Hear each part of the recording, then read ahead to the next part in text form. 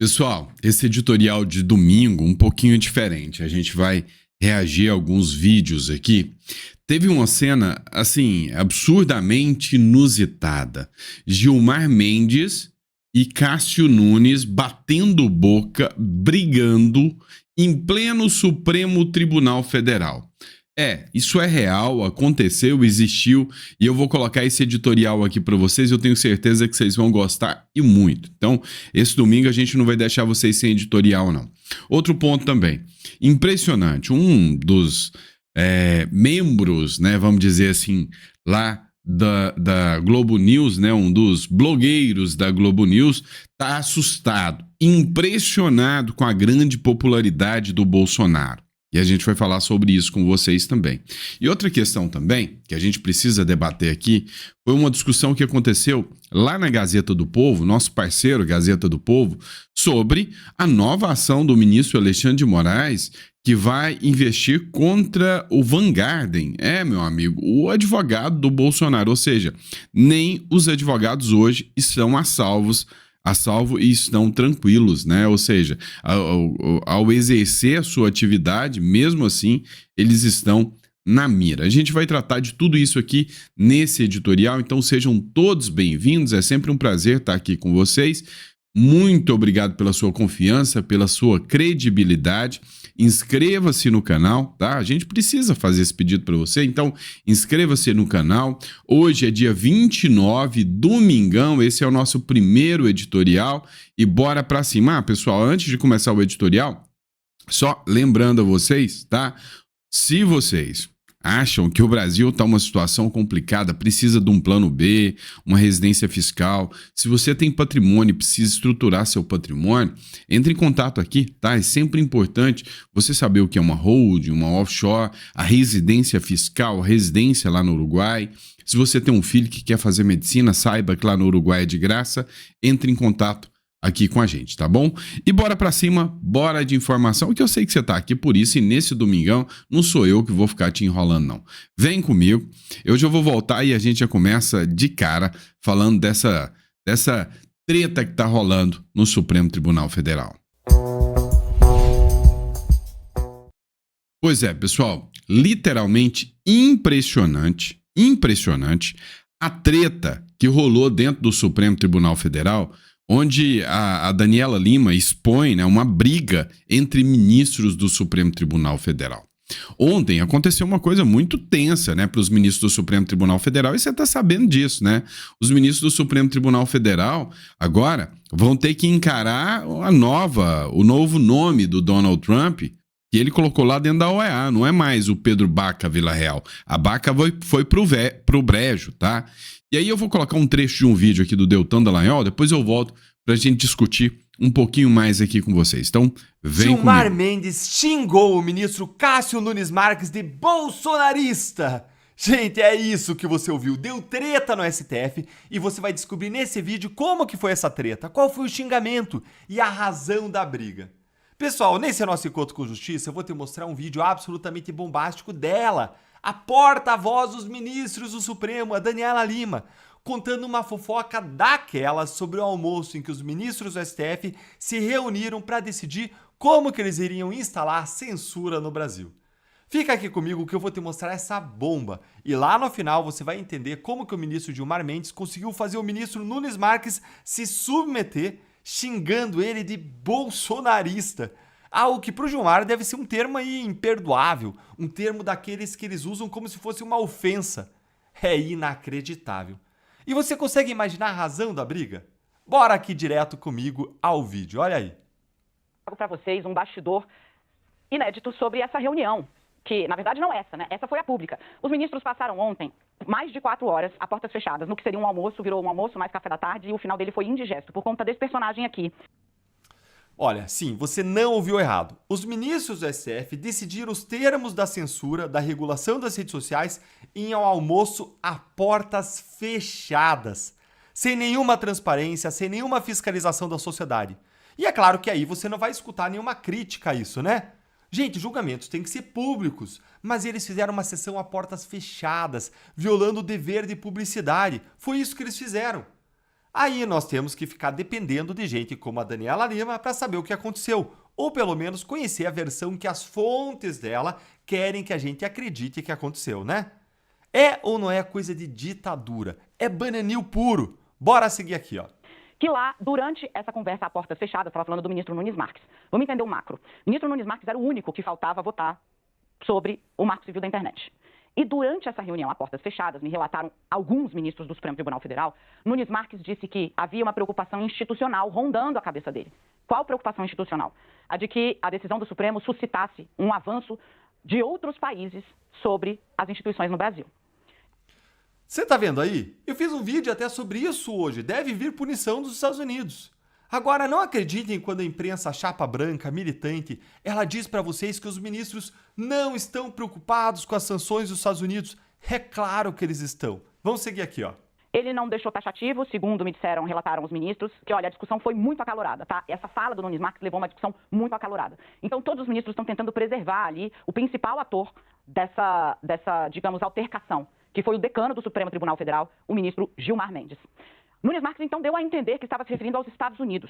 O ministro chegou a dizer que tinha informações de coxia, ou seja, de bastidor, de que havia sim uma disposição dos Estados Unidos de avançarem sobre o Supremo Tribunal Federal ou sobre seus integrantes por conta da regulação das Big Techs. Ele foi interrompido neste momento pelo ministro Alexandre de Moraes, que disse: se o senhor está se referindo à eventual sanção, eu que sou eu não estou preocupado, por que você está preocupado? Porque o ministro Alexandre de Moraes já é alvo de uma ofensiva, não do governo formalmente, né, mas de uma ofensiva retórica e de empresas ligadas a Donald Trump. Gente, que bravata, que bravata. O Nunes Marques, ele levantou essa questão no almoço porque ele tá sim preocupado, e aí o Moraes quer dizer que não tá? Então por que eles instauraram inquérito contra o Eduardo Bolsonaro que tá lá nos Estados Unidos, hein? Por que eles ficaram incomodando o Itamaraty, pedindo relatórios? Por que eles estão parecendo aí nos bastidores tão desesperados? Por que eles pediram pro Lula se posicionar e agir? Eu quero ver a hora que as punições vierem, especialmente se pegarem as esposas e os escritórios de advocacia das famílias. Eles estão ali fingindo que eles estão plenos, mas a gente sabe o que está acontecendo de verdade nos bastidores. Bora seguir, ó. Neste momento, Nunes Marques disse: olha, eu acho importante que a gente pondere a respeito disso, para não deflagrar uma crise de relações internacionais. Eu, por óbvio, não estou relatando ipsis literis, mas foi como me foi passado. Neste momento, o decano, o ministro Gilmar Mendes, assumiu a discussão. E o ministro assumiu, abro aspas para um colega dele, como há muito tempo eu não via o Gilmar fazer, fecho aspas. Segundo o relato, o ministro Gilmar Mendes disse o seguinte, que Nunes Marques estava procurando um pretexto para adiar o julgamento, porque sim, o ministro Nunes Marques poderia pedir vista. Ele sinalizou, inclusive. Gilmar Mendes teria dito que ele estava procurando um pretexto para adiar o julgamento. E fez questão de ser taxativo. Esse discurso que o senhor está trazendo aqui é o discurso bolsonarista. Constrangeu o colega. O ministro... Gente, discurso bolsonarista. Olha que absurdo. Eles empunhando o termo bolsonarista como se fosse uma arma, um xingamento, uma ofensa, para constranger o colega. Você é bolsonarista. Nunes Marques foi indicado ao STF pelo Bolsonaro. Ele tem que se envergonhar do quê?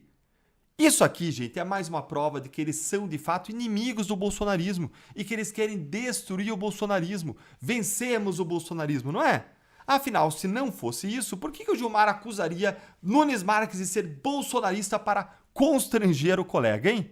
Bora avançar aqui, ó. O ministro Gilmar Mendes disse que havia ali, na fala de Nunes Marques, na sinalização de adiamento dessa decisão, que já está sendo debatida no Supremo há uma década, a intenção de agradar, de atender a um grupo político. E aí, a regulação das redes sociais, a censura que o STF acabou de fazer, aí não. Aí não é para agradar um grupo político, não, né? Aí não atende ao PT, ao Lula, às esquerdas. Aí não ajuda a esquerda que apanha da direita nas redes sociais, né? O que é isso aqui, então, hein, ministro Gilmar Mendes? Dá uma olhadinha aqui comigo. O que é isso aqui, ó? Decisão do STF sobre redes é histórica e atende nossos pedidos. Diz quem? A AGU, a Advocacia Geral da União do governo Lula, os advogados do governo Lula. Quem que está sendo atendido aí, hein? E aí, ministro, você se importaria em responder, por favor? Gente, olha como que o Gilmar ainda cantou de galo pra cima do Nunes Marques. Dá uma olhadinha aí na petulância. O ministro é Gilmar Mendes ainda, repito, então altivo, e é o decano do Supremo. Quando tem negócio da bronca, gente, tem dois personagens que sempre emergem com muito mais autoridade. O presidente da corte, por óbvio, e o decano, que é o ministro mais antigo. Isso conta dentro da institucionalidade. O ministro Gilmar Mendes chegou a dizer que não se cede à chantagem, porque a partir do momento que se cede a uma chantagem, nunca mais é possível parar. Dizendo o seguinte, se ameaçam né, avançar e o Supremo recua, quem sai enfraquecido é o Supremo Tribunal Federal como instituição. Nesse momento, Nunes Marques recuou e falou, nesse caso, eu vou trazer o meu voto, peço meia hora para apresentar o meu voto e finalizamos o tema hoje, fico vencido. E acabou assim, como relatava o Felipe, 8-3. Mas teve bate-boca, discussão, altercação acalorada nos bastidores. Os ministros, que por muito tempo, digo, tá há 10 anos o caso lá, né? Muito tempo, trataram, debateram internamente, estavam já ali há horas tentando chegar a um meio termo, construir um texto de meio do caminho, celebraram a atuação, e eu conto a vocês assim, que os relatos que recebi foram de ministros orgulhosos pela defesa institucional que Gilmar Mendes fez da autonomia do Supremo Tribunal Federal de decidir sobre temas que dizem respeito ao país. Não se cede à chantagem. Então o que o Alexandre de Moraes fez quando ele soltou a rodo pessoas antes da visita daquele representante da OEA, o Pedro Vaca, ao Brasil, hein? Não se cede à chantagem. Será que era isso mesmo que o Gilmar queria dizer? Ou ele queria pressionar o Nunes Marques a não pedir vista, para eles poderem encerrar o julgamento e carimbar a censura privada no Brasil? Gente, eu não tenho mais palavras, eu vou deixar o comentário com vocês. A questão do Alexandre de Moraes, que mandou a Polícia Federal ouvir o Fábio Van Garten por suposta obstrução nessa suposta também tentativa de golpe e tudo mais, que vocês já conhecem essa narrativa que eles impõem na grande mídia sobre o 8 de janeiro de 2023, levando esse assunto já para o Jeffrey Chicchini. Meu amigo Chicchini, qual o seu posicionamento, sua opinião sobre essa questão envolvendo aí o Alexandre de Moraes e o Fábio Van Garten, essa ordem para que a Polícia Federal possa escutar o Fábio Van Garten por suposta obstrução, Chicchini? E nós alertamos, nós avisamos que esse dia chegaria. Os nossos irmãos, que já são ditaduras mais sólidas que as nossas, não nos deixam mentir. Toda ditadura, quando consolidada, a última fase da ditadura é a perseguição à comunidade jurídica. Começa com a perseguição, então, ao povo, aos opositores, e se consolida em definitivo com a perseguição àqueles que podem ser a voz dos perseguidos, os advogados. Eu alertei, por várias vezes falamos à comunidade jurídica, vocês estão sendo omissos. Essa arbitrariedade, essa ilegalidade também chegará a nós, também chegará aos advogados, porque eles querem silenciar opositores e advogados, têm por missão serem a voz dos injustiçados. Agora, querem calar também os advogados. A comunidade jurídica foi alertada que esse dia chegaria, e esse dia chegou. Agora, advogados na mira da ditadura. Advogados sendo inquiridos por advogarem. Semana passada, um advogado teve um inquérito instaurado. Veja que o Código de Processo Penal, desde 2019, tem texto expresso proibindo que o juiz determine a instauração de um inquérito. Quem instaura inquérito não é juiz. Alexandre de Moraes mandou instaurar inquérito contra um advogado que advogou. O advogado não praticou o crime. O advogado pediu a nulidade de uma delação criminosa. E esse advogado entrou na mira e teve que contratar outro advogado. Um juiz foi inquirido essa semana por ter sido juiz. O juiz foi intimado, coagido, constrangido, humilhado por ter aplicado corretamente a lei. A súmula 192 do STJ diz que o juiz de primeiro grau é o juiz da execução. Por isso que esse juiz da execução concedeu o regime semiaberto àquele infiltrado, vândalo do relógio. Um computador apitou, dizendo, já deu o prazo de 16% de cumprimento da pena. O juiz, seguindo a orientação do STJ, colocou esse indivíduo em liberdade. Virou alvo do STF. Ou seja, ninguém está fora, ninguém está imune à ditadura. Não há amigos nas ditaduras. E agora a ditadura chegou à comunidade jurídica que imaginou que não sofreria com esse totalitarismo e esse evidente manifesto estado de exceção. Porque isso é, evidentemente, um estado de exceção. O que é ser um estado de exceção? É ser a oposição ao Estado de Direito. Em um Estado de Direito, a lei criada pelo povo é estritamente respeitada e aplicada. Isso é um Estado de Direito. Em um Estado de exceção, você ignora as leis criadas pelo povo e cria suas próprias regras a depender da conveniência. É isso que se tem hoje.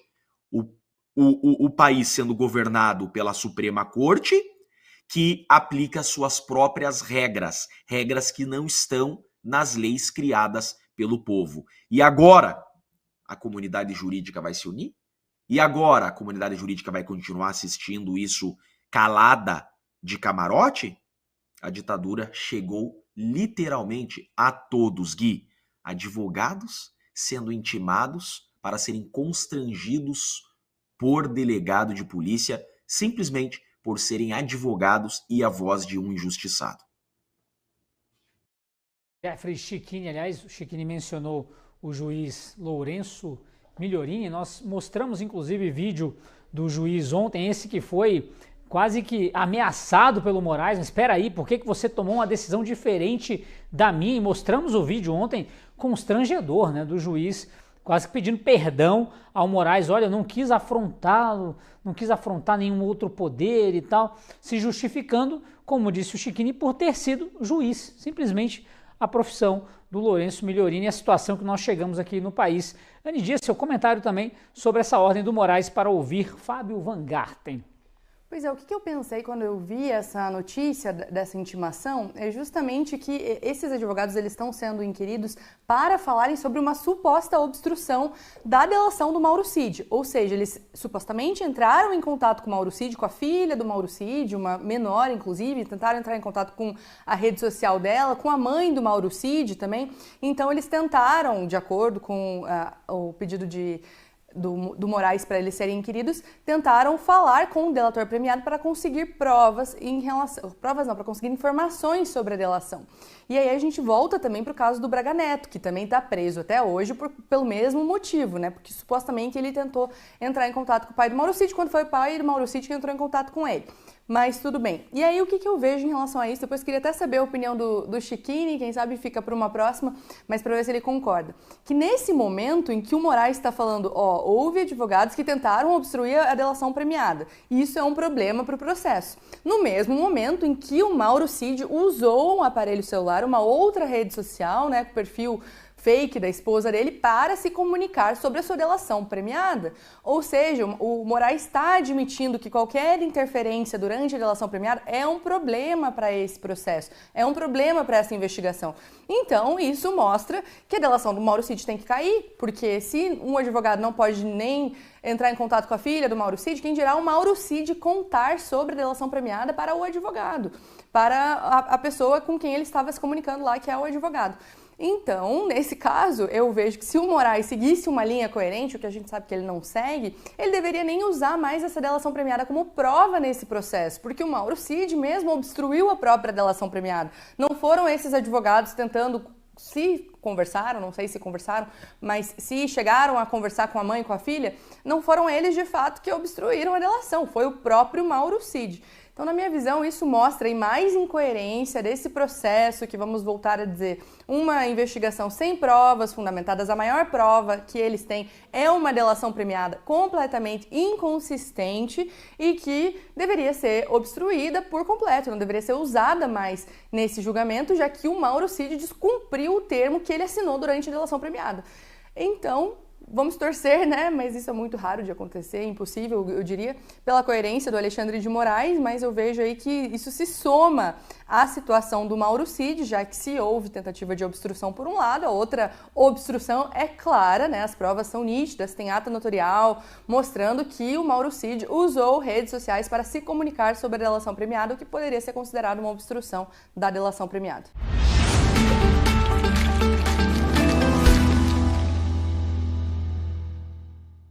Meu nome é Marcos Aires e sou jornalista e quero conversar com você de forma direta. Tem muita coisa acontecendo no país, decisões polêmicas, censura disfarçada e uma tentativa constante de calar vozes que pensam diferente. Por isso, é mais importante do que nunca ter um jornal sério, que questiona, investiga e defende valores como a verdade e a liberdade. Nosso conteúdo só chega até aqui graças aos assinantes, gente que apoia o jornalismo corajoso e independente. Assine a Gazeta, informe-se com profundidade todos os dias. Clique no link da descrição ou acesse gazetadopovo.com.br/oferta. antidemocrático é tudo aquilo que desagrada à esquerda. Ponto. Antidemocrático é tudo aquilo que desagrada à esquerda. É tudo aquilo que desagrada a militância. É tudo aquilo que desagrada os partidos de esquerda. É isso. É tudo aquilo que vai contra a agenda socialista. Basicamente é isso. Então, a gente entrou aqui no terreno da subjetividade. Isso foi apontado pelo André Marcília, né? Aqui, que é nosso comentarista também. O André Marcília já disse isso. Nós entramos no terreno da subjetividade. Agora, a lei ela não corresponde mais a uma realidade objetiva, mas aquilo que estiver na mente do juiz. E você sabe que a palavra mentira, ela deriva de mente, de mens. É aquilo que só existe na cabeça da pessoa. Isso é a mentira, que não tem correspondência no mundo real. Então, atos antidemocráticos, como muito bem disse a Anne, pedir impeachment de um presidente de esquerda é um ato antidemocrático. Manchar uma estátua de batom é um ato de terrorismo. Também eles tipificam lá. Atos de terrorismo têm que ser evitados. Então, o ato de terrorismo, manchar a estátua de batom, vira um ato de terrorismo. Roubar uma bola e depois devolver, né? Levar uma bola para casa e depois devolver, vira um ato de abolição violenta do Estado Democrático de Direito.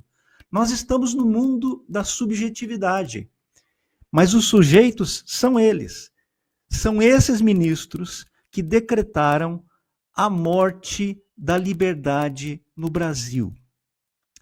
Sabe o que agora vai ser punido? Agora vai ser punido o chamado discurso de ódio, ou discurso de ódia, como disse a ministra Carmen Lúcia, né?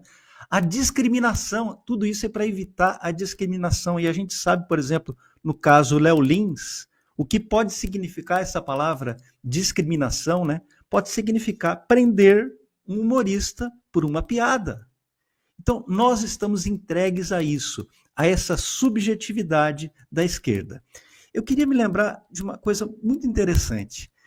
O Serrão disse que agora as próprias redes é que vão ter que praticar a autocensura. Isso é muito perigoso. Na prática, o que vai acontecer? Vocês lembram do departamento de corrupção da Odebrecht? Lembram que a Odebrecht criou um departamento apenas para corrupção? Agora, as redes sociais vão ter que criar um departamento de censura. Um departamento que vai funcionar 24 horas por dia para censurar conteúdos. Então, nós estamos vendo, vocês sabem que eu sou um leitor e um estudioso das distopias modernas. Nós estamos vendo aqui a realização das distopias modernas. Nós estamos vendo aqui o Ministério da Verdade do 1984. Nós estamos vendo aqui os porcos no poder da Revolução dos Bichos. Nós estamos vendo aqui a queima de livros do Fahrenheit 451. Até eu vou dar uma aula sobre esse livro aqui amanhã. Fahrenheit 451, a queima de livros. Uma sociedade em que os livros são proibidos. Ah, Briguet, você está exagerando? Não. O Flávio Dino já mandou queimar livros por conteúdo homofóbico. Foi decisão do Flávio Dino queimar livros por conteúdo homofóbico. Então, tudo isso vai ser decidido pela subjetividade dos ministros. E a política woke, a política de esquerda, ela se tornou o princípio do direito brasileiro. É isso que esses ministros decidiram. Os 8 ministros que votaram a favor dessa aberração são os coveiros da liberdade no Brasil.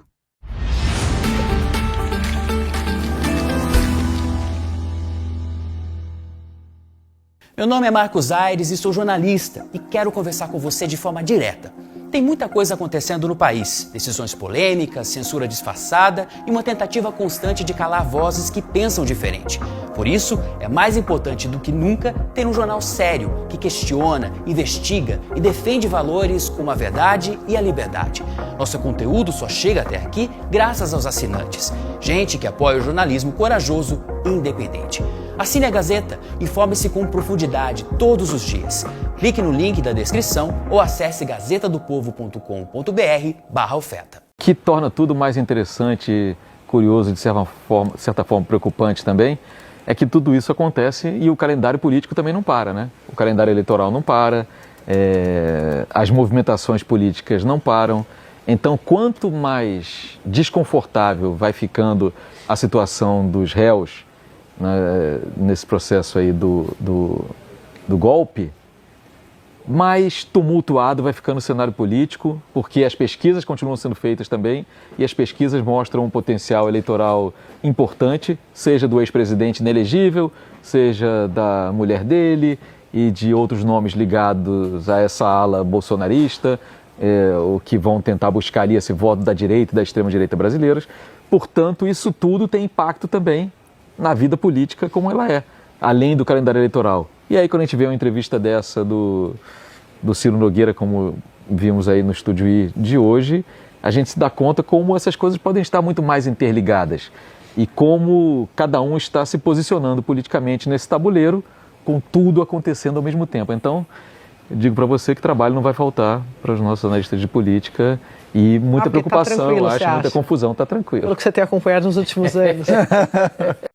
Bem, estamos muito distantes dos dias que eu considero a era de ouro da internet, entre 2006 e 2016, quando você tinha essa combinação de um ecossistema de redes sociais maduro, em que as pessoas podiam compartilhar informações, basicamente uma meritocracia de informações pura, até depois da turbulência política dos eventos de 2016, que instituiu uma espécie de vingança dos guardiões, uma espécie de sistema de censura cada vez mais regulamentado. E estamos agora no processo de negociar a oposição. Bem, houve 2 eventos políticos enormes e inesperados naquele ano.